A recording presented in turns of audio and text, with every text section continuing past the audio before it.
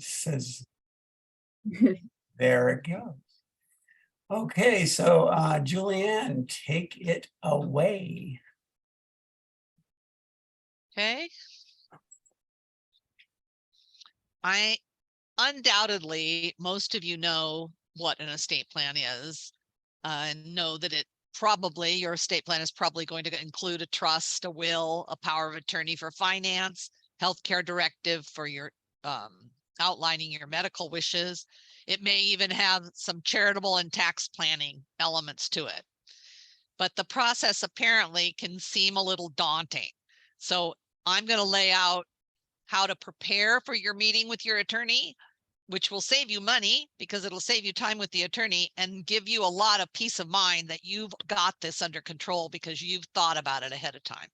You already know the advantages of planning for a vacation. So I know it's daunting. Apparently, most people, when surveyed, 84% of people are afraid of estate planning more than public speaking, unemployment, or even death.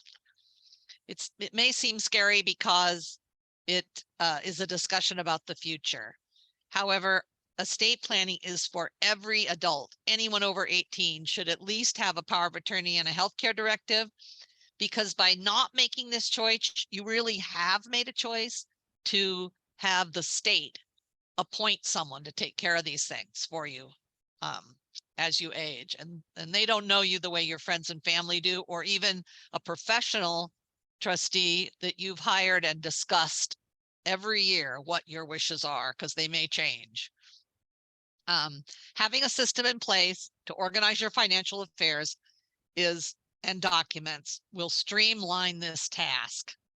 There's a number of documents that your attorney will need to ensure the estate plan is customized to your unique circumstances.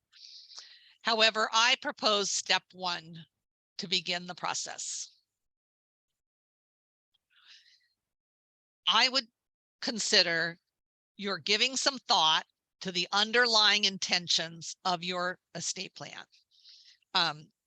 How you want to clearly convey to your beneficiaries and your fiduciaries so that you will be more able to honor, so they will be more able to honor and respect your choices. Ask yourself, how do I want my assets distributed? Are there concerns about privacy or family harmony? Will my estate be affected by estate taxes? Who will handle my financial affairs if I need someone to step in at some point during my lifetime? And how do I want my legacy communicated? There are actually, I want to point out that there are things that you can put into effect where your heirs can carry on your philanthropic traditions. And even within this vehicle, it can evolve to charitable giving that reflects their passions. It's a really great tool for especially younger people learning to be charitable in their giving. Once you've processed the goals for your estate plan, you next need to determine the value of your assets.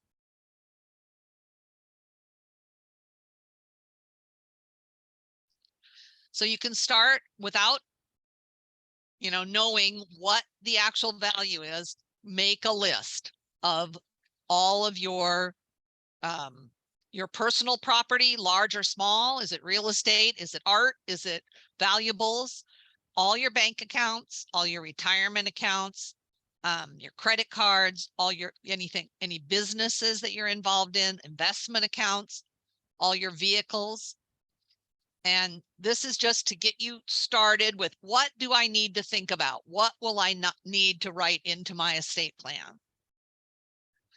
I think the entire task is going to be far more streamlined if you've taken the time to write this asset list out before you start collecting documents or even confirming the value of these assets. So once you've compiled this list, you can easily and systematically locate statements, deeds, appraisals that you need to discuss with your estate planner.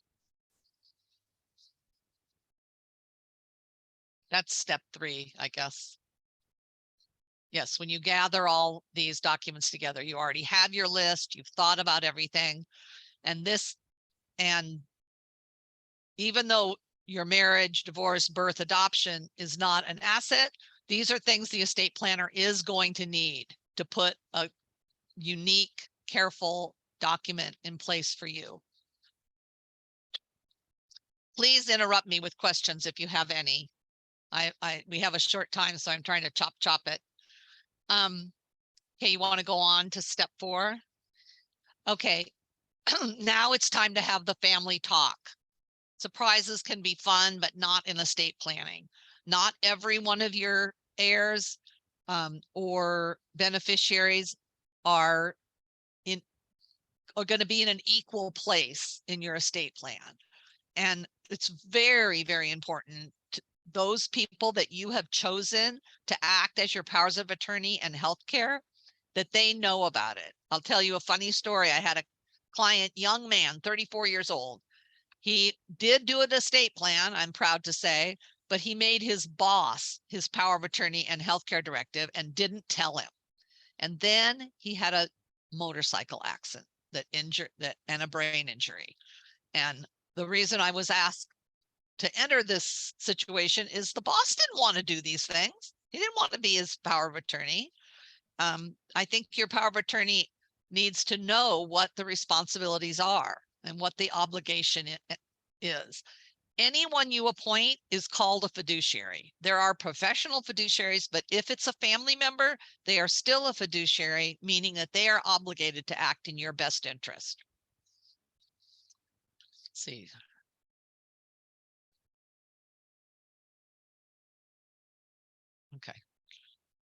Okay. You should now be ready to meet with your trust and estate attorney, and this person will be very impressed that you are so prepared, that you're organized, and that will keep the costs down, because obviously you're paying by the hour. You're going to walk in there, you're going to know the who, what, and where of every document and every asset and every wish. So, and that probably takes the most time, is just the deciding what you want to include. Remember, I think I'm on to another. Yeah. I think I'm on to the next step. Okay. JuliAnne, would you go Remember, back? What is a digital diary? oh, did I put that on? The other thing that I now ask people to create when they're implementing their plan, there's so many digital assets we now have. Gift cards, all your passwords, airline miles. There's things you can give other people that are only digital, and no one's going to know about that if you haven't spelled that out in document form. Does that make sense? Okay. So now okay. So one very important thing for you to know, especially if it's daunting, this is a living document. It will change. I guarantee you. And I ask people to reread all of their estate planning documents annually to make sure if there aren't additional births in the family, deaths in the family, are your powers of attorney still able and willing to take on the responsibility that you've asked them to do? Okay, let's see. Yeah, you will. Oh, that's when I was talking about the intangible assets. That's another thing you'll need to add. Your attorney may or may not want to add that to your planning, but you'll need to know that, and whoever takes over for you will need to know that. Your executor will need to know that. Remember your JuliAnne? records on. Yes. So when it says moving out of state, does that mean every state has different requirements? So you'd have to get a trust in a different state? That is to be determined. It will make a difference. Taxation is probably the biggest thing that's going to make a difference for, is how you've organized it, because one of your goals in doing an estate plan is some tax and charitable components. So that may make a difference. That would be a reason for you to look it over again. Okay, Okay. thank you. I was just mentioning any records that you have for your pets is another thing. I'm happy. I don't know if any of you have been in my workshops, but there is a laundry list. It's about single space, 6 or 8 pages long of all the things you might consider earmarking as to where they're kept and writing down the passwords, writing down the account numbers. There's a lot of, you just wouldn't believe how much there is in your life that's true, Susan, someone's gonna need to know. And this is a task that you don't have to take on in one big bite. You can do it as you go along. If you get a notebook, you write, that's a new account, or, oh, I'm working on this account. Make sure I put that in the book. It'll be easier. It's just like I said, I've got a list 10 pages long. It's better to do it as you go along, at least at first. You can, if it's fun, you can make the time weekly or monthly to add as much in as you can. But I say best to do as you go along. So I just wanted to point out, this is my specialty. I walk into people's lives when they're a mess. So I know the pitfalls of losing these assets. So Nick's going to take over from here, and he's going to really define each of these legal documents. And my idea is to get you prepared for that visit. Well, we can also take questions directly to you, JuliAnne. If people want Absolutely. people want to unmute themselves, they can ask a question. And JuliAnne, you may want to, Priyanka, you may want to stop sharing so people can see one another. Okay, great. Thank you. Does anybody have a question or a comment? I do. Mary? Am I unmuted? Yes. You are. Good. I appreciate everything that was said, but it went so quickly. Is there a way we can get, a PDF file of those steps so that we can sit at our desk and go one by one and do the work? I'm trying to take notes, but it went too fast for me. We I might be did able- give that presentation to the village. They should be able to send it out. And my contact information is on the last page. Please do not hesitate to reach out to me for any hows, whys, whats about the list. This is very condensed. I think we can send out the PowerPoint, today's PowerPoint to everybody. You should be able to. Yeah. Yeah, it should just let the village know and we'll send it to everyone. Thank you. One comment I'd like to just, I know from experience that a lot of people name contemporaries, contemporary relatives, contemporary friends in these positions of responsibility. The trouble is they don't think that these people, there's no guarantee these people are going to be around by the time they're needed because they're the same age as you are. And that's one of the issues that I'll touch on No. also in my presentation, but you raise a fair point. Yeah. I always recommend that you choose a professional. They do this for a living. They know what they're doing. They're going to really follow the letter of the trust and of the estate documents because they have this fiduciary duty to do so. And so if you've laid it out carefully, as Nick will tell you, that's a roadmap for the other person. I think your kids should be your kids. I think they should know, how you've structured your estate plan, but it's a lot of work to manage a trust. Leanne, your definition of the fiduciary, I always associated with the term executor. Is that yet another service entirely? I think the fiduciary is an umbrella. I'll let Nick speak to this, but a fiduciary is anyone that's been given that authority to act on your behalf and must do so. So whether that's a professional or a family member, And the executor would be one person who's in that position. Right. So an executor is also is a specific role that you can be appointed to, and that's if you're named in a will. A fiduciary, an executor is also a fiduciary. All executors are fiduciaries. Not all fiduciaries are executors. That's what I was trying to say. You did it better than I.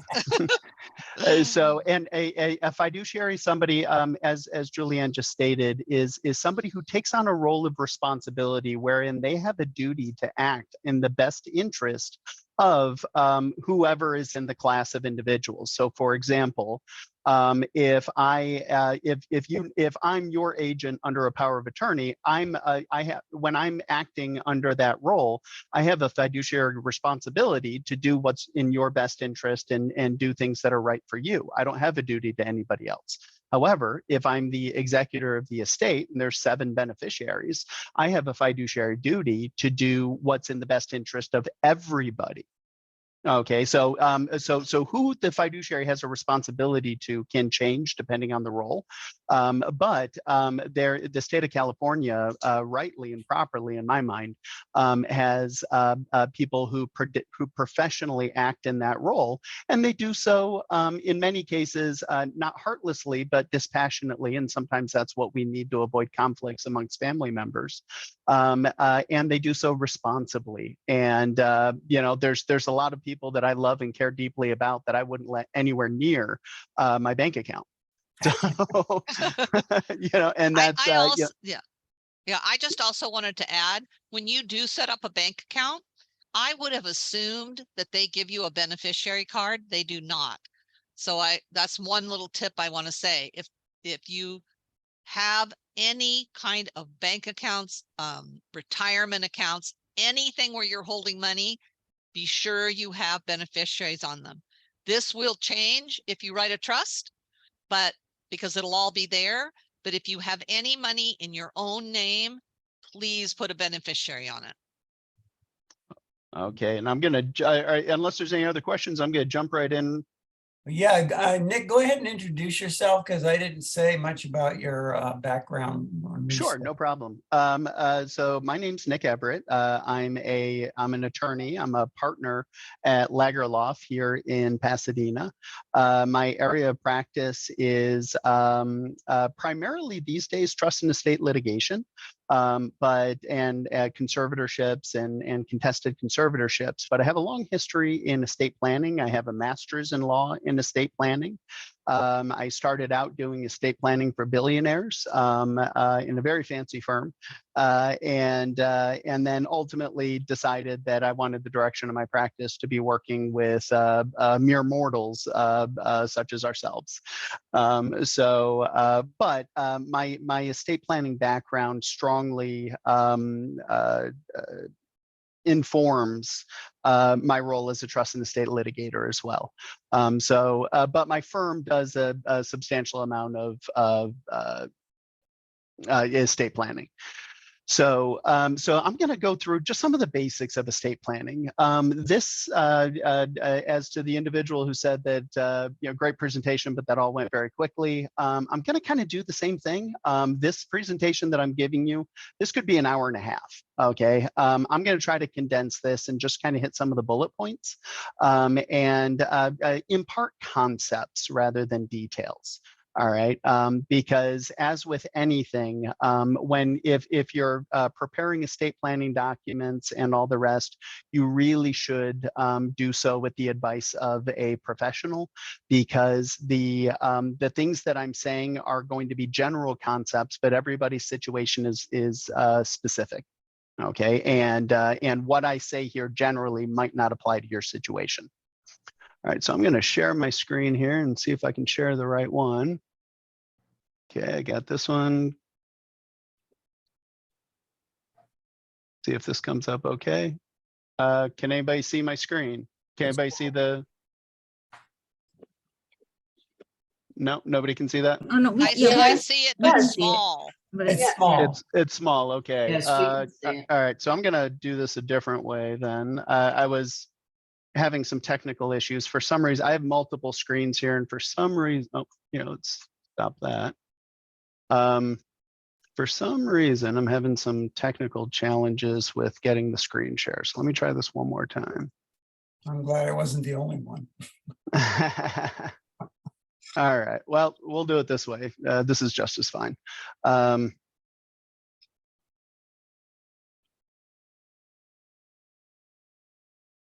You could have sent it to Priyanka.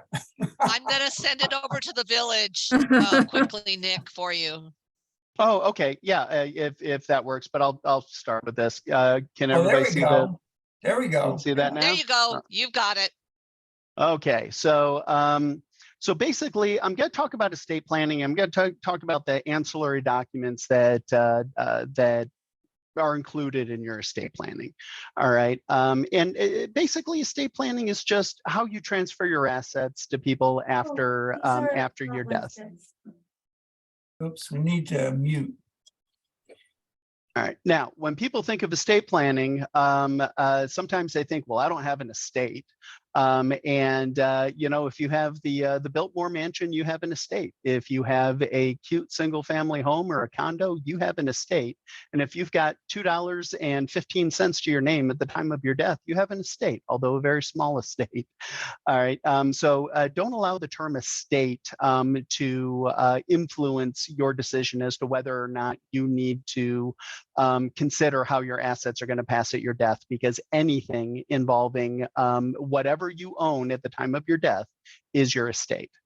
All right. Now, the first thing we're going to talk to briefly is probate. A lot of people have heard about probate. Maybe you've assisted in probating a family member's estate. Maybe you've just heard about it.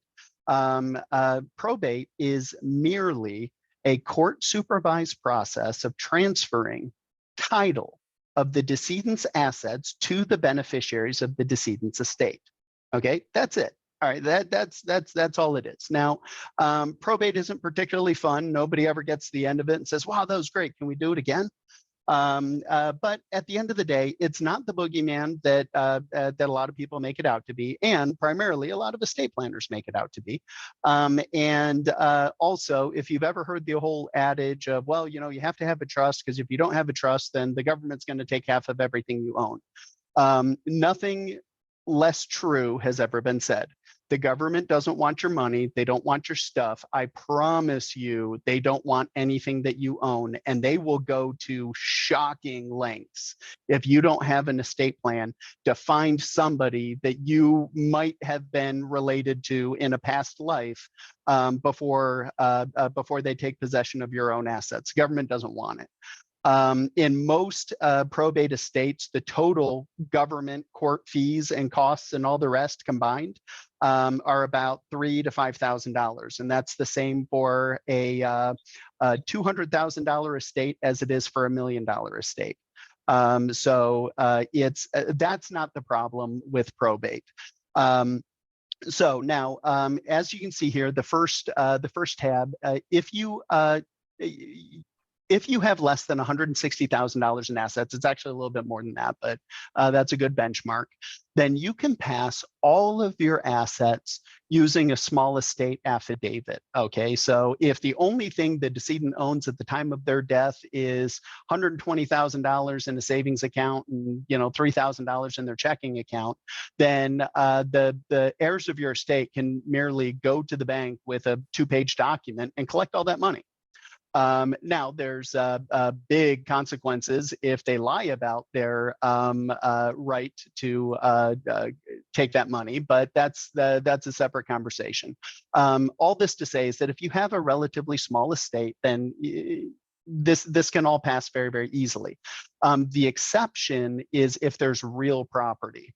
So if you've got, you know, $80,000 in a bank and you've got a undeveloped property up in Northern California worth $70,000, you know, you're under the $160,000 threshold, but you can't move real property the same way you can move cash in an account. Okay, so just to make that small distinction there. You can still, if it's very, very small value property, you can do it easily, but otherwise you can't. And you're going to be involved in court process. All right. Now, if you have a will or if you don't have a will, your assets are going to pass through probate. Like I said, the court's going to figure out who's entitled either pursuant to the terms of the will or pursuant to the laws of the state. And everybody says if you don't have an estate plan, don't worry, the government has one for you. And in many cases, actually, that estate plan is pretty much what people are going to do. I got 3 kids. I love them all equally. I want everything to go to my 3 kids. Okay, well, if you don't do anything, your 3 kids are getting the entirety of your estate, plus the wonderful benefit of going through the California probate process. But as we explained, it's not the boogeyman everybody makes it out to be. All right, and then finally, if you have a will or and a living trust, you can very likely avoid the probate process in its entirety. All right, and we can talk about why in a moment. Okay, so now we're going to talk about some of the other tools that go into the estate planning documents. You should have heard of all of these documents before. There's your healthcare directive, your power of attorney. There's the will, the revocable living trust, and an irrevocable trust. The healthcare directive is pretty much what it sounds like. It's you're writing down in very broad terms. You're putting in writing who you want to make healthcare decisions on your behalf if you are incapacitated. Okay, if you cannot make those decisions on your own behalf. So if you have a super bossy person who it's their way or the highway, maybe that's not the best person to name as the agent as your healthcare directive. Yes, JuliAnne? I just wanted to say that this person may act temporarily, like if you had a hip replacement, or there are other times besides incapacity when you may need your power of attorney. That's a great point. Thank you. So, if you're going in for surgery and you're going to have a really heavy, be heavily medicated for the first week after surgery, you can have somebody identified in that document to help make medical decisions on your behalf. Sometimes these are made in an emergency. Sometimes, you can plan this out because it's a planned surgery or something of that nature.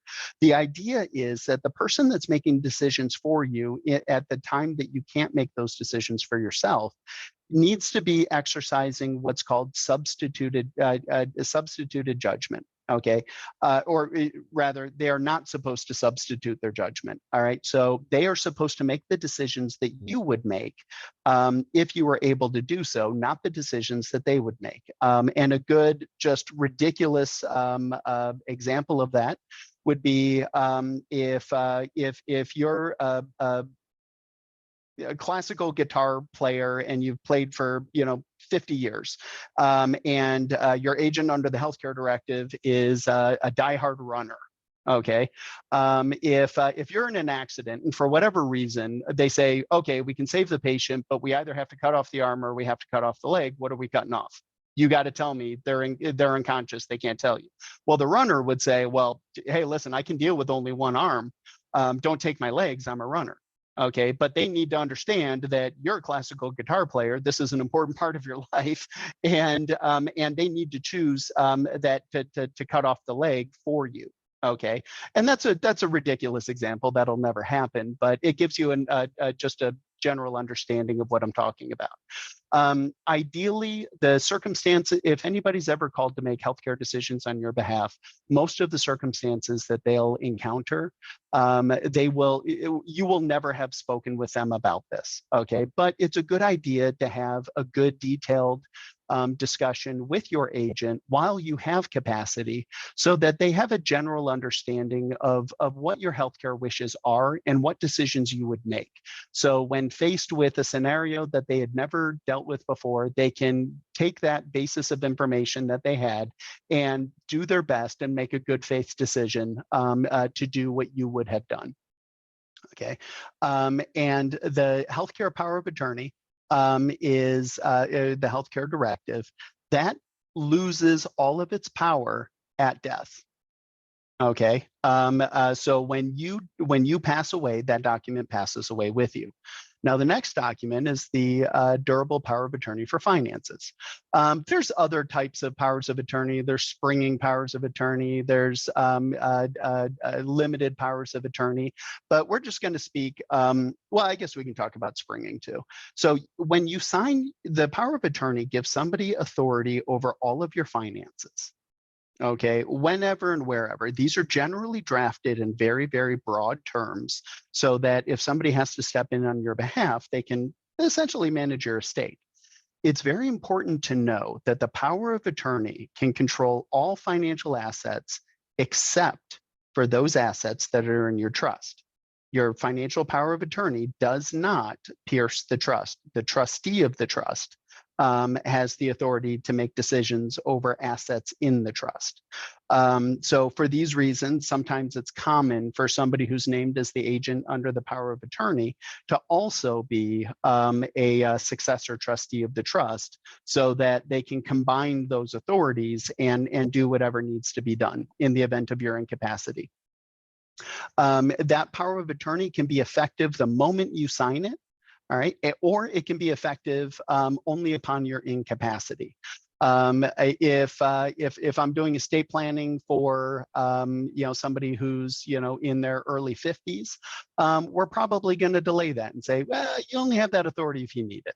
Okay, so that would only become effective when somebody becomes incapacitated, and you can decide what you want that circumstance to be, or how incapacity is determined. All right, you can say, well, I want 2 letters from 2 primary care physicians saying that I'm incapacitated and can't make financial decisions, or you can say, I just need a letter from Betty. Betty knows me and I trust Betty, and if Betty says I'm incapacitated, then the agent under this document can act. Now, if you're naming just a random third party as other than a doctor or something like that, don't also make Betty the agent under the power of attorney, because that could give you some problems with that could look strange to certain financial institutions. It's very, very important that you choose somebody that you trust. Okay, that's done, somebody that you trust to do a good job with this, and also not to take your money. If you have any doubts about whether or not somebody is trustworthy enough to manage your financial affairs, do not identify this person. Don't make this person an agent under your documents. And if you don't have somebody close enough to you that you trust to step into that role, then that's a perfect opportunity to utilize somebody like JuliAnne and have a professional empowered to act on your behalf when necessary and appropriate. And again, the power of attorney's authority ends with your life. It comes to a screeching halt with your life as your life ends. And so the next document is a will. We're generally familiar with a will. Yes, JuliAnne? Oh, and just real quick, I can't see anybody. I can see 3 people on my screen, myself, JuliAnne, and Wayne. So if anybody else is raising their hand, just shout out. I'm not ignoring you. I can't see you. Oh gosh, I was going to say something and now you talked it out in my head. I guess I was going to say that there are banks that will allow a power of attorney on a trust, because I learned that recently because I have a client who's an amputee. There's no way she's getting into the bank, and a trustee still cannot write checks, cannot sign checks, but a power of attorney can. So, but not every bank will do it. And the other thing I was going to say is that sometimes if you have one account, banks have their own paperwork. If you wanted to give someone access to one of your accounts, you could do it at the bank on their power of attorney paperwork. Yeah, so and just I think to further clarify, a trustee, so if Bill Smith is the trustee of the Nick Everett Trust, okay, then Bill Smith cannot write checks against the Nick Everett personal checking account. Okay, if my agent under the power of attorney, if that was effective at the time, the individual could engage in that, could write checks on my behalf. So now there might be a fact-specific situation in the situation you just raised, Julianne, in that some trusts, not all, but it's not crazy to see this either. Some trusts allow that if the trustee is the person who created the trust, some trusts allow their agent under the power of attorney to engage in activities involving trust assets. So that might be a fact-specific situation that you would want to consider if those circumstances arise. Okay, so a will. A will is a document you can give anything to anybody you want. If you're married and you have community property, there's some things that you have to give to your spouse, but otherwise you can give it to anybody you want. The will has no effect whatsoever. It is merely a placeholder. It is only informative until you pass away. And that is the date, the time of your death is the first moment anybody has any right to make any claims against the estate or assert any privileges or authorities related to your will. So your last breath breathes life into the will. But before that, it's merely a document. Okay, that states what you would like to have happen at the time of your death. You can change that at any time you want. A revocable living trust is similar to a will in that it disposes of assets after your passing, but it's also an asset management tool in the sense that if every asset you have is titled in the name of the trust and you become incapacitated, well, your successor trustee steps in and can engage in transactions related to that, to the assets in the trust. It's a living trust. It's created during your lifetime. You'll hear a lot of different terms for trusts, living trust, family trust, don't tack on any significance to the name that you hear, unless somebody's specifically saying it's an irrevocable trust.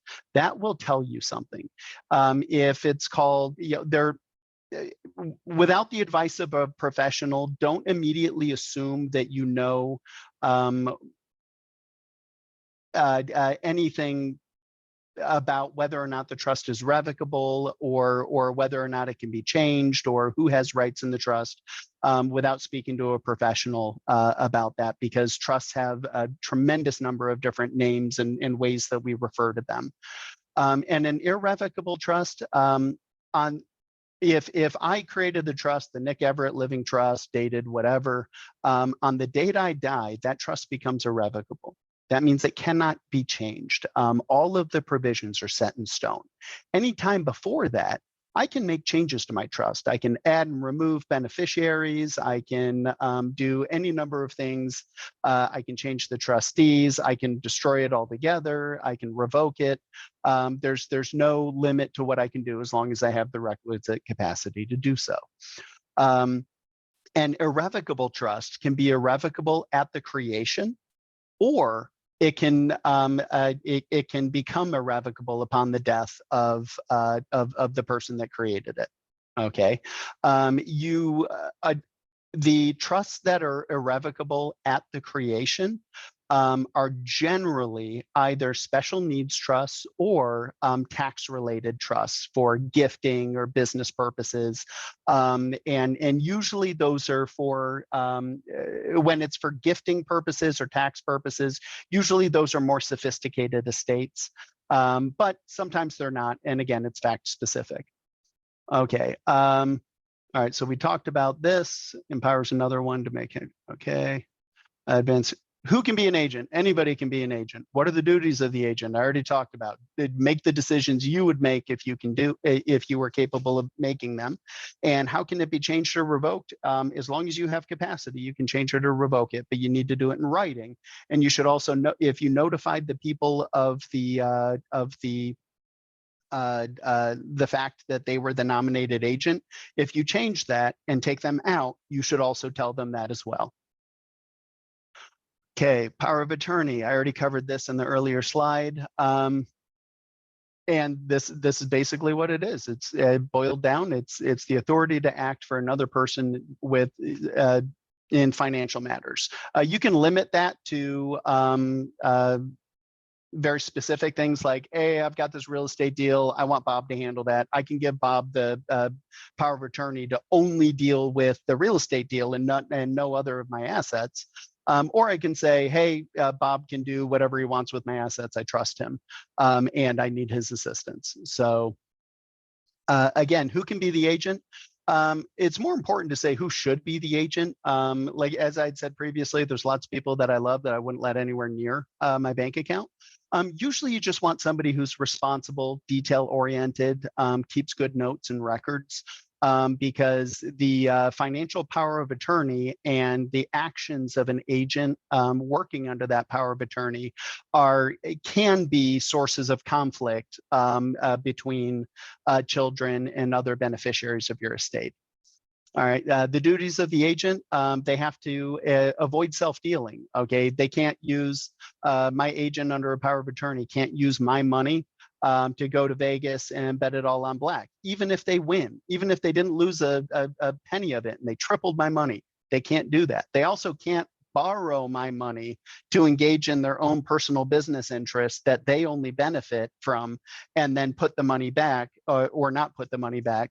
All of those things are wrong. They can only engage in activities that are that further your best interests. And again, that needs to be revoked in writing.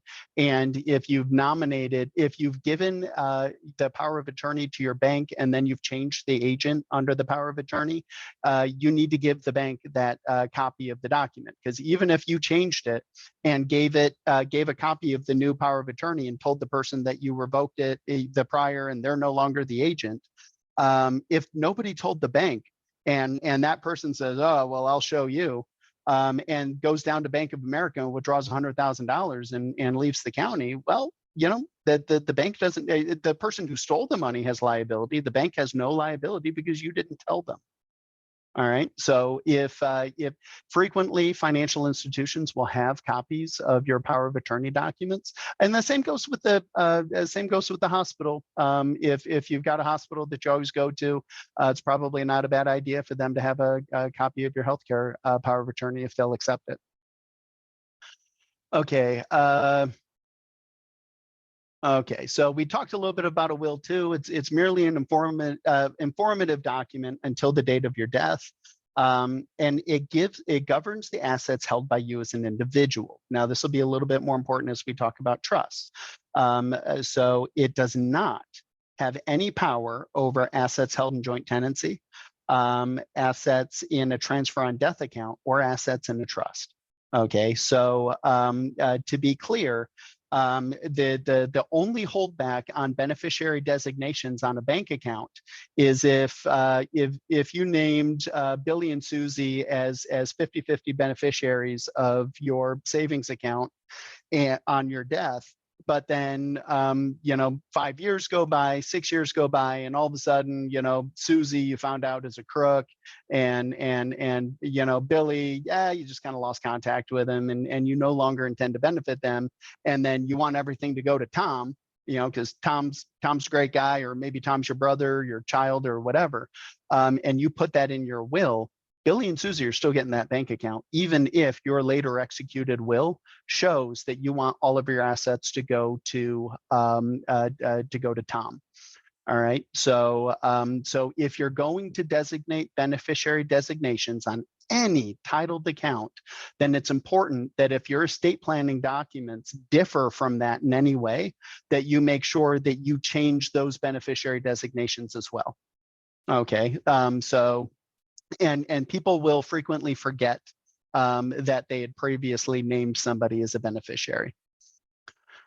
Okay, when you have a will, you have executors and you have beneficiaries. Executors, people really struggle over who they name as the executor. Well, I've got 3 kids, I love them all the same, I'm gonna make them all 3 executors. Do not do that. Don't ever do that. That is a terrible idea.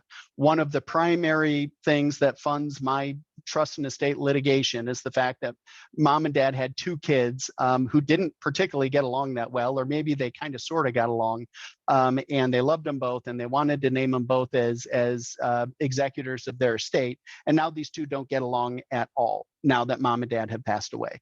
Name one person, name the most responsible person. You are not giving them a benefit. You are giving them the gift of work and liability. Okay. It is not a fun job to be the executor. And so pick one and then have a succession of them. And then there's the beneficiaries, and they just sit back and hopefully they're as happy as these people in the picture, and everything goes smoothly. But these are the people that get the money. Okay. An executor can be a beneficiary, but beneficiaries are not necessarily executors. Okay, so when you have a will, you give it all away. You can give it to your family, you can give it to your friends, you can give it to a total stranger. Okay, it doesn't matter who you give it to, but you have to give it all away. All right, and you're giving it all away at the moment of your death. Okay, and so pour over will, basically.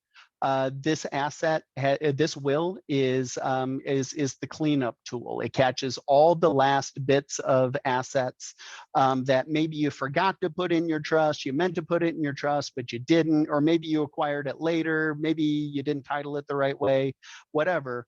Your will scoops up anything that's not already in the trust and puts it in the trust.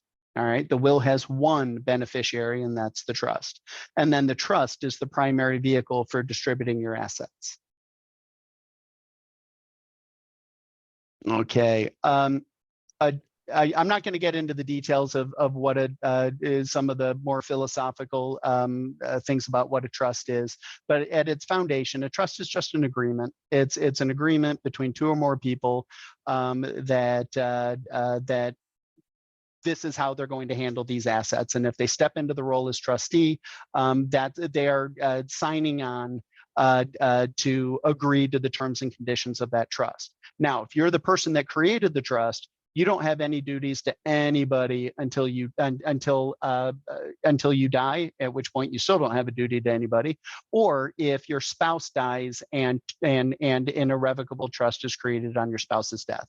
While you are alive, or you and your spouse are alive, having a trust is the exact same thing as moving money from one pocket to the next. It doesn't change how you interact with it. You can destroy all of your property. You can light it on fire, maybe not legally, but you know what I'm saying, not literally, but nobody can get mad at you for destroying your own assets or how you handle them. It's your stuff. You can do whatever you want.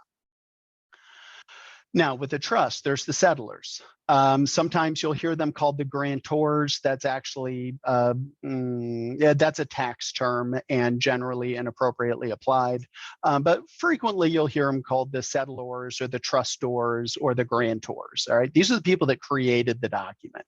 All right, so I can create a trust and nominate myself as trustee, and you can be the, Nick Everett as trustee of the Nick Everett Living Trust, or I can name somebody else right off the bat. So I could be, he could be Bill Smith as trustee of the Nick Everett Trust, and Bill can be my trustee if he wants to do that. So the trustees are the people that do the work. All right. So generally, like I said, while you're alive, if it's your trust that you created, you don't have a duty to anybody. Okay. If somebody's passed away, or if you're, if your parents pass away and you step into a role as trustee of their trust, then you now have a fiduciary duty, as we had discussed previously, to act in the best interest of all of the beneficiaries. All right, you have a fiduciary duty to avoid engaging in self-dealing, a duty of loyalty to everybody. You can't show preference to one person over another. Good faith and fair dealing. Like, you are held to a higher standard than just some random individual on the street. Okay, I don't have any duties to my siblings whatsoever. My sibling could be drowning in a lake right next to me, and I could be eating my ice cream cone watching it happen. If I'm the trustee of the trust, I have duty, and my sibling is a beneficiary of that trust. I have a duty to my sibling to do the right thing and to act appropriately. All right. And now, one of the fundamental differences between a trust and a will is that you can give that money outright. All right. And, or you can keep it locked down for a little bit of time. Okay. And where that will, and where you might do that is you say, okay, well, I've got, $800,000 and I've got one kid and that kid's 5 years old. If I die tomorrow, I don't want that kid getting all that money at the age of 18. Because I don't know about you guys, but when I was 18, if somebody had given me $800,000, I would not be an attorney. I would probably have lots of tattoos and a criminal record. It's just, and even if you raised a saint, young people with large sums of cash draws in the wrong crowd. So you can lock it up and make sure that those funds are available for the health, education, welfare of the child, but not necessarily putting that cash directly in their hands. And then there's the remainder beneficiaries, and these are people who are the last to take. Okay, so that's well, I give all of my assets to Timmy and Susie, and if one of them isn't alive, then that share goes to Tom. Okay, well, there's a good chance Tom's not going to ever get anything. So they're named in the trust, and they're probably not ever going to benefit. Sometimes, sometimes they will, sometimes they won't. Or sometimes you can lock down the funds in trust with a little bit larger assets. You can say, okay, well, I'm going to leave everything to my kids, but they can't just take it all. They're going to get certain amounts of money for health, education, maintenance, and support. And then when they die, then the balance is going to my grandkids. Well, you can totally do that, and those grandkids are going to be waiting a real long time. Yeah, I guess it's better to be a remainder beneficiary than no beneficiary, but but sometimes that's a long wait. All right, I'm not going to get into the details of the trust, other than just to say that sometimes when you create a trust, you will create the Tom and Susie Smith family trust, dated whatever, but inside the trust there can be dormant trusts that spring to life upon certain events. So, for example, if it's a younger couple and all of a sudden, like, they have a child who has special needs, well, you can have a special type of trust for them lying in wait to redirect the assets, because that's better for that individual. And then sometimes, you can have trust can create multiple trusts after the death. Sometimes, and this is a better example. Okay. And this is a good example. So you've got so spouse one dies, all of their stuff goes into the trust, and then two trusts are created on this. The surviving spouse still gets to do whatever they want with their half of the money. Okay, they can change beneficiaries, they can do whatever they want. And then the decedent can have his or her portion of the assets locked down into an irrevocable trust, so that no matter what, the people that they wanted to be beneficiaries at the time of their death should definitely get something. And I have this titled up here as the blended family plan, because this is frequently used with blended families, but I see husbands and wives or spouses do this all the time, even when there's not a blended family. There's no right or wrong decision. It's just sometimes what people do. And the blended family plan, because if wife has one child and husband has two children, and husband and wife don't have any shared children, well, you don't want, if husband dies, you don't want wife cutting out the other two kids and putting 100% of the estate to her child. It's just prudent planning. So I've been trying to talk, well, I've been talking fast, I'm sorry. There's so much detail that I haven't covered, but those are some of the documents and kind of how they work together. All right, so we can open this up for questions, and I'll stop sharing my screen now. Okay, anybody got any questions or comments? Barbara? Barbara? Nick, would you go back a slide or two when you talked about a trust for a grown child who's disabled? Sure. Well, I don't need the slide for that. What is your question? Well, could you explain it just a little bit about what Sure. Sure. Okay. So if you have a child, let's just say with a developmental disability, okay, and that's defined in California as a disability acquired before the age of 18. They are entitled to certain services from the government. They can be a regional center client and receive social services through there. They qualify for Medi-Cal and other health and sometimes even some financial benefits. But many of those benefits are means tested. And what that means is if that child has money, then they have to use up that money before they can be entitled to utilize these services. There's two types of special needs trusts. All right, there's a first party funded trust and there's a third party funded trust. So we'll start with the third party funded trust because this is the more common one. You have a child with Down syndrome and then you create a special needs trust for that child. It's built up into your trust. And then on your death, what otherwise would have gone to that individual will now go to that special needs trust. Now, the child will never have a right to demand assets from that trust. It is purely discretionary. There's also some limitations on the things that a trustee can pay for with that money. But the bigger part is that the child can never hire an attorney and go and compel massive distributions from the trust. They have zero rights. What you have done is you have created a trust that says there's one beneficiary of this trust and the trustee has full discretion as to whether or not to make distributions to this trust.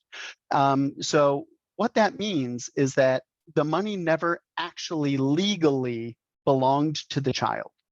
Okay, and the reason we do that, and that sounds awful, but the reason we do that is that if the money never legally belonged to the child, then the child doesn't have any assets and that child can benefit from all of the services, receive Medi-Cal, and continue to receive all the other social services while receiving this additional benefit that supplements things that benefits that they don't receive from the government. And then when that child passes away, if there's 300 grand left in that trust at the time of that child's death, you can direct where else it goes. You can direct it to the child's other siblings or to a charity or whatever you want. Okay, and the full amount passes.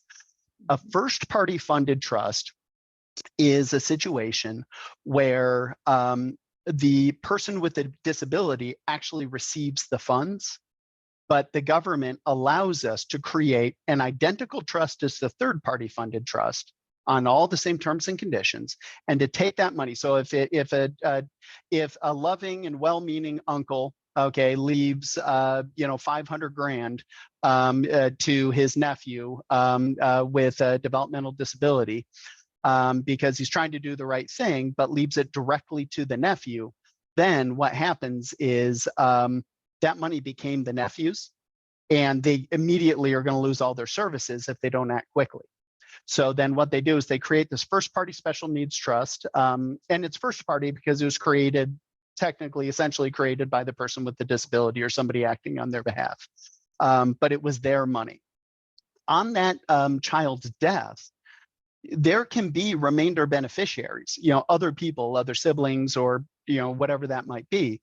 But first, you have to report back to the government. Medi-Cal is going to say, "Hey, I see. I'm glad you lived a nice full life and you had additional resources and all the rest. But in the meantime, we spent all this money on you, and we'd like you to pay this bill, please." Well, if there's $200,000 left in there, and the Medi-Cal bill over the lifetime of this child is $250,000, they'll take the 200 and forgive the rest. Okay, that debt doesn't fall down to anybody else. But if there's $150,000 a bill and there's $200,000, then they're going to take the $150 and then the $50,000, whatever's left over, can go to the other people named in the trust. That may sound bad, but I think that we're in a fortunate situation that the government allows them to defer those payments. And if there's no money left in the special needs trust, the last check written out of the special needs trust bounces, and the government comes and says, "Well, we spent all this money on you. and you say, hey, look, there's no money. They say, okay, thanks for letting us know, and it goes away. So so it's actually a benefit to the person with a disability because they get to enjoy a greater pool of resources during their lifetime. But that's why, ideally, if you're going to create a special needs trust for somebody with a disability, you want to create that as a separate trust. And this is one of the trusts that you would create as an irrevocable trust from the date of creation. Okay. And then tell any family members, hey, you don't need to do this, but if you're going to leave any money to Billy, please don't leave it to Billy. Leave it to his special needs trust. Because if you leave it to Billy, there's going to be other problems. But if you leave it to a special needs trust, it's there, it exists, it can receive the funds, and he can immediately start benefiting from those. Thank you. Nick, could you stop sharing the MGMT radio? Oh, yeah, I'm sorry. Wait, oh, is that what I'm sharing? Oh, I'm very sorry. That's a great station, by the way, if anybody wants it. I want to be able to see everybody. So no, I apologize. I thought I was screen sharing something else. there we go. Yes. Marna? Okay, yes, I have a question. You said if you have a power of attorney, like our bank accounts, because my husband has a couple of businesses, are all in our trust. So just if we wanted, if somebody to act as a power of attorney, we were kind of losing it, could that person get access to our trust, and our investments are in a trust? Okay, In so our trust. I mean, yeah, trust. that's an easy question to ask. The answer is a little bit more complicated. So essentially what's happened is inside the trust is an operating business, and let's assume they're LLCs. That's pretty standard. Okay, so when you create a bank account for the LLC, now the trust owns the LLC. It owns all the member units of the LLC or the corporate shares or whatever the case may be, depending on the business structure. So the trust owns those, but there's somebody operating the business. Okay, just like any business, while you're alive, you have authorized signers on there and all the rest. So if you don't have multiple authorized signers, then essentially, yes, you're going to have to establish ownership, and it would be the trustee that would step in and make those financial, engage in those financial transactions on behalf of the businesses. No, but my husband's a therapist, and he just has a small landscape design. I mean, it's just him, and we put our personal bank accounts, but they're all in the trust with the bank. They're all under the trust. So if something happened to us. Well, are they, so all of the bank accounts are not, so it's not we have landscape, it's not ABC landscaping. No, it's just his design business. He's an MFT, he's a therapist. I don't know. What's important is how the account is titled. Oh, it's is the account titled in the name? Well, the businesses are owned by. They're entitled in his name. Right. So I just want to make sure that I'm answering the right question. Okay. So a business can be inside the trust, but the bank account for that business could be ABC Landscape Design. Okay. And then it depends on the business structure of ABC Landscape Design as to who can write checks against that. All right. Now, alternatively, you could own ABC Landscape Design as a sole proprietorship, okay, and that's actually owned and titled in the name of the Cornell Trust, the Cornell Family Trust. And if the bank account says Cornell Family Trust, and that's just simply where he deposits the funds, and he keeps separate accounts just for record keeping purposes, then it would be the trustee. It would be the trustee, and if the trustee doesn't have capacity, then the successor trustee that would be able to write checks against that. But they have to just submit certain documentation to the bank. But would the power of the person that we give power of attorney? No, because it's named in the trust. If it wasn't named in the trust, if it was just in your husband's name as an individual and not in the trust, then his agent under the power of attorney. Now, like as JuliAnne raised before, there are some limited circumstances in which that could, the power of attorney could act on behalf of the trustee, but that's a more limited situation, and that's more fact specific. So generally speaking, if the title of the bank account is the Cornell Family Trust, then it's the trustee. And if the trustee's lost capacity, it'll be the second trustee. They just need to submit appropriate paperwork to the bank. So the power of attorney, you know, if I wanted to say I didn't have capacity, I'm in assisted living, and could you go to the bank and take out some money and go shopping and get me a new nightgown or whatever? Nope. Successor power of trustee of your attorney. trust. It has to be through the trust. The power That's of correct. attorney wouldn't be able to do that. Yes, that Then is they correct. wouldn't be able to. Wow, we didn't realize that, because Yeah, we well- put in our mutual funds, they're all in our trust too. Okay, and that's great. They should be in there. Everything's in, we tried to put Okay, everything in. Well, so then whoever you're relying on is your agent under the power of attorney. If you have great faith in these individuals, perhaps they should be the successor trustee of the trust, and then you don't have a problem. I see. Okay, we didn't understand that quite. Okay, thank you so much. So helpful. No problem. I'm gonna check our records. on that. Do that. Okay, thank you, yes. Other Sure. questions? Don't be shy. Yeah, So, yes, I have a Bonnie? question. How would you recommend, maybe this is more a question for JuliAnne as well. How would you recommend finding a professional fiduciary? And also, if there's such things as case managers to help with your healthcare if you're not able to do it yourself. Okay. If I don't have any really close family members that can do that for me. So And that's I wanna common. know what the professional options might be and how I find those people. And before JuliAnne jumps in on that, Okay. but I am going to let her answer that. That's why it's really important not just to consider the competency of the individual that you've named as an agent, but if the successor, if you've got 3 successor trustees and they're all your closest friends and siblings, and you're 75 years old, there's an excellent chance that none of your trustees are going to be in the proper condition to be able to step into that role at the time that you need them most. So that's where either if you've got somebody younger, and this isn't being ageist, it's just functional. If you've got somebody younger that you can nominate in one of those slots, or a professional fiduciary to serve in that role, that's a really good idea and something to consider. But I'll let JuliAnne talk to you about sourcing. All right, you want to make sure that whoever you hire professionally is licensed and insured. And there is a website for Professional Fiduciaries Association of California. If you're ready to write it down, it's P as in Paul, F as in Frank, A as in Apple, C as in Charlie, -pro.org. And you can search by zip code and find someone that's close to you. Also, their profiles would be on there. I highly recommend that you interview several people. I'm sure both Nick and I can recommend people that we work with. But just so you have somebody that knows them firsthand, but people have very, very different scopes of practice.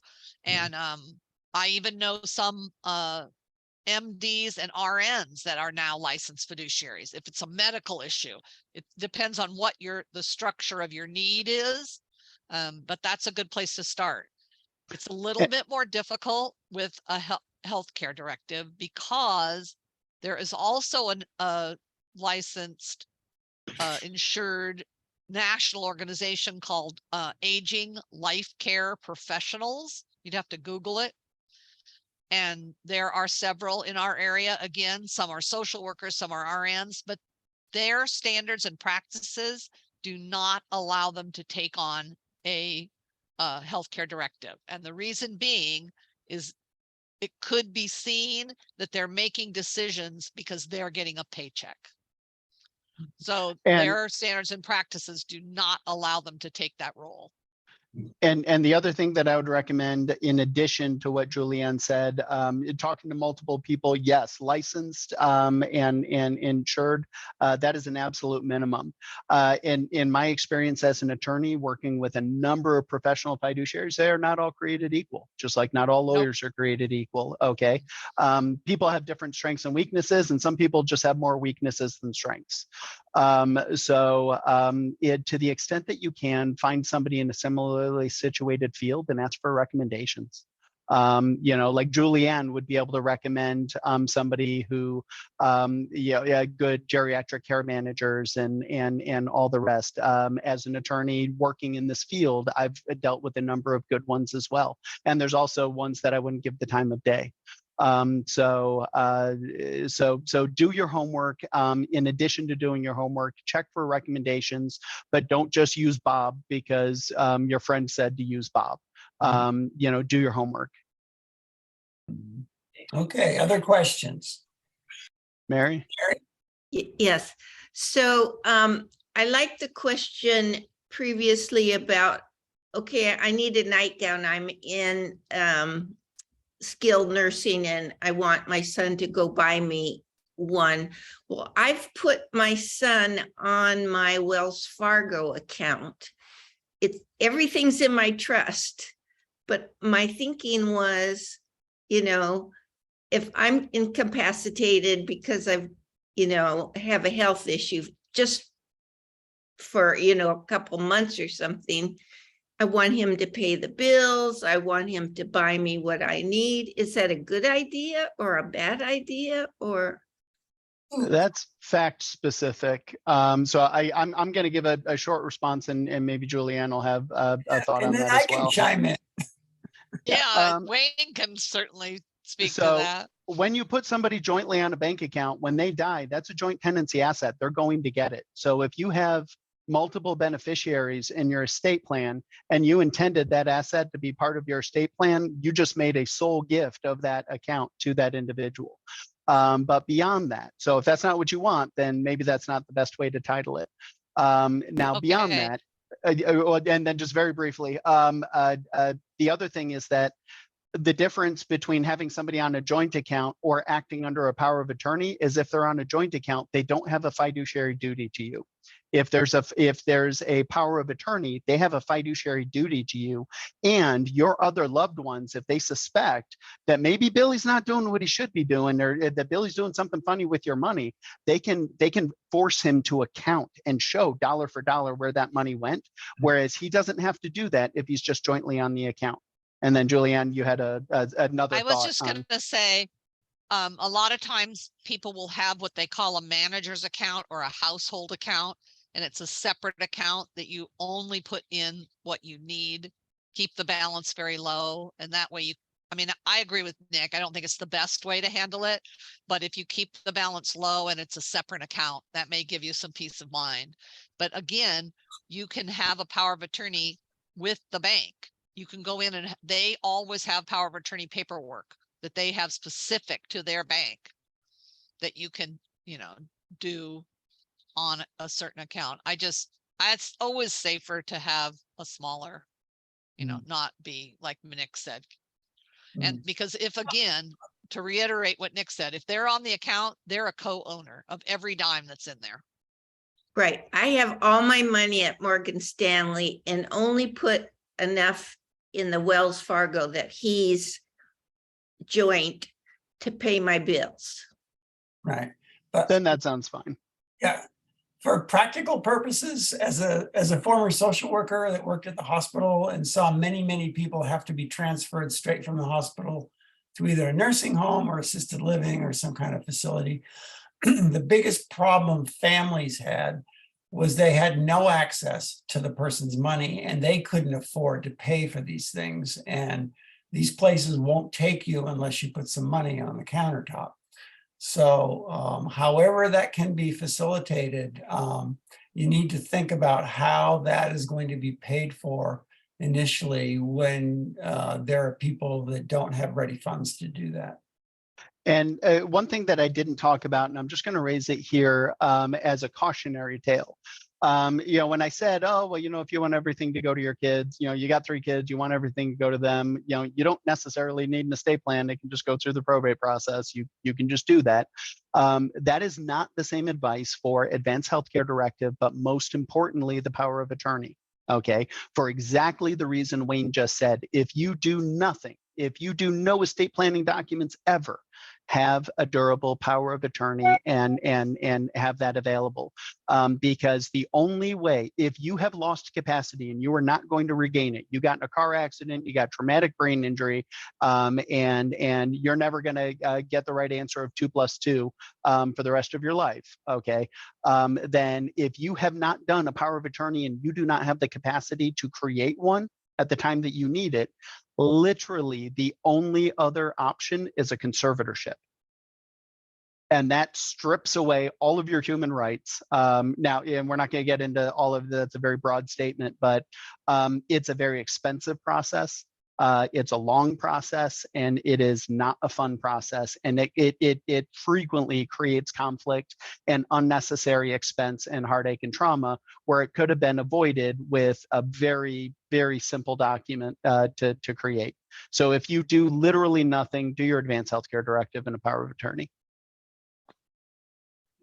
Okay, other questions, comments?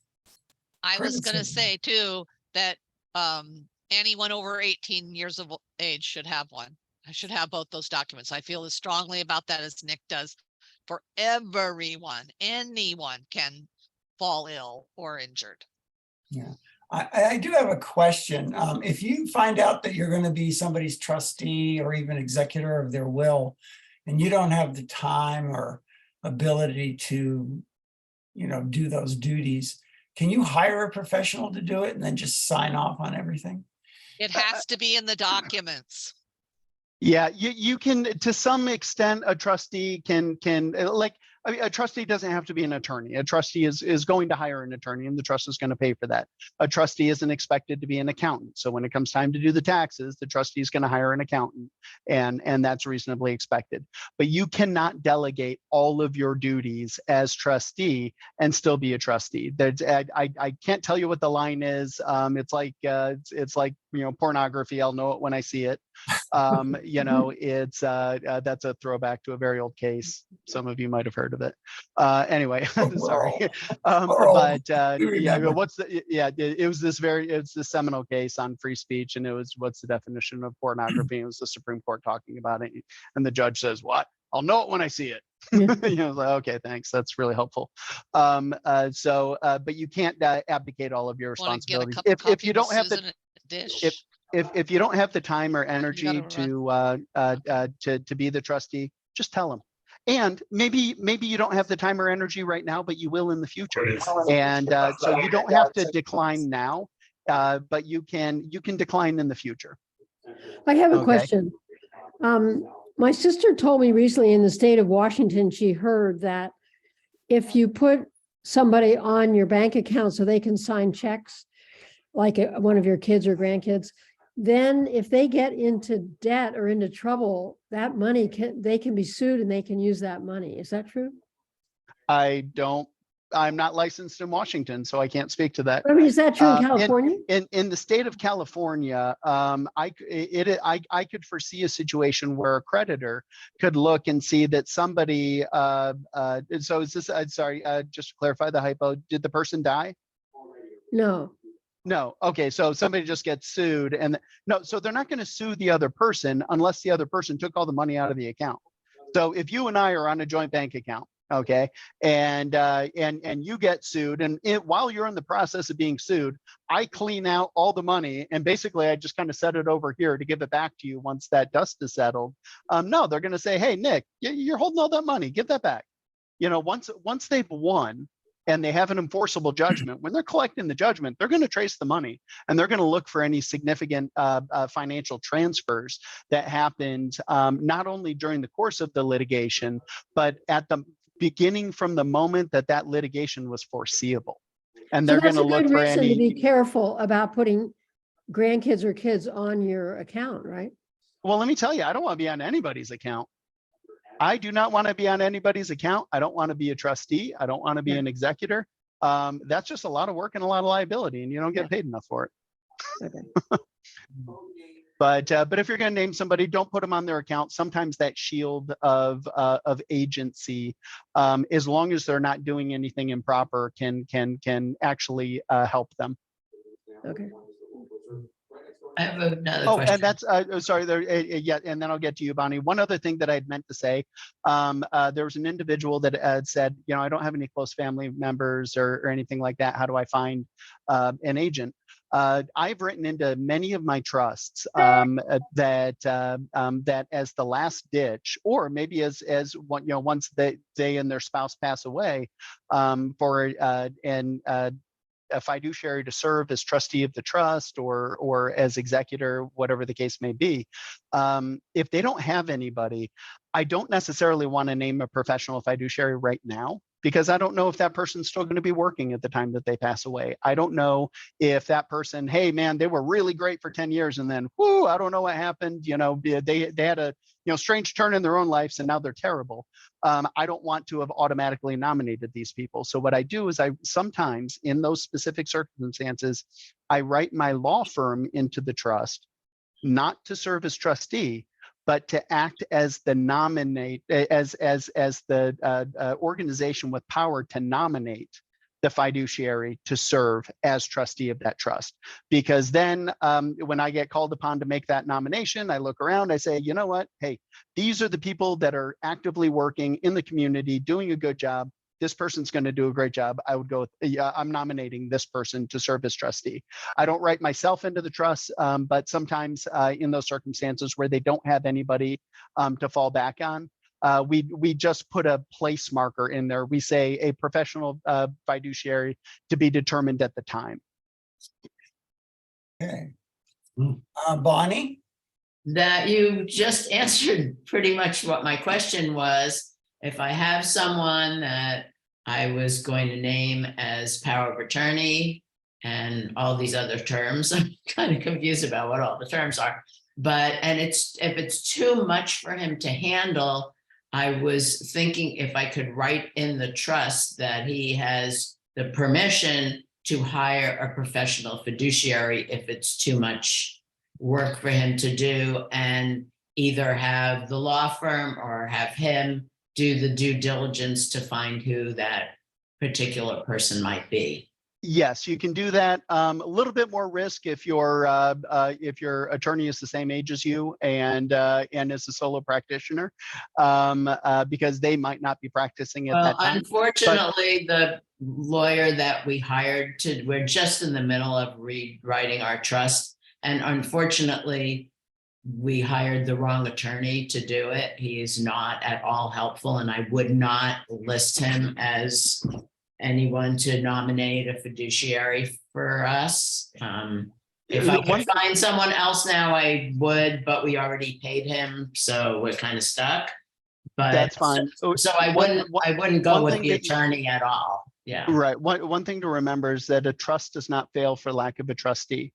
The court, in the absence of in the vacancy of an office, the court can make an appointment of a trustee.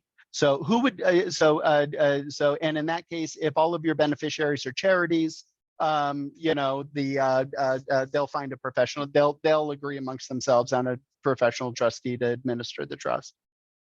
Okay, but if I do have someone I was going to name as the power of attorney, and can I write into the trust that he has permission to hire a professional fiduciary if it's just too much going on in his life and it's too much work for him to handle? Yes. When the day comes. Okay. Right. So you can do that more generally. If you've got somebody that you think just might be too busy, or, you know, might not be up to the task, but you think that they're going to be cognizant and able to address the situation at all, then you can simply give your successor trustee the authority to nominate their successor.